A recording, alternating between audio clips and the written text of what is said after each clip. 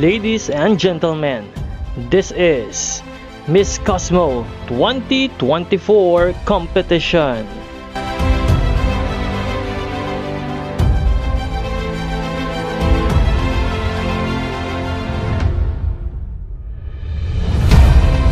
Don't forget to like and subscribe.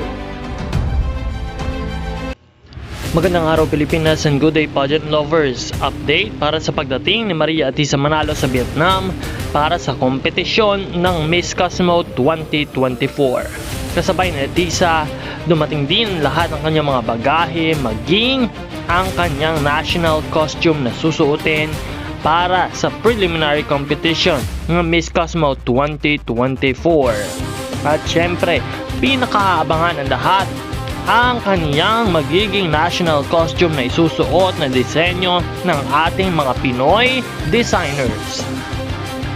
Talaga namang kaabang-abang, kaya't ang tanong ng nakararami, ano ang isusuot na national costume ng ating pambato para sa pagrepresenta ng Pilipinas para sa kauna-unahang Miss Cosmo 2024 competition.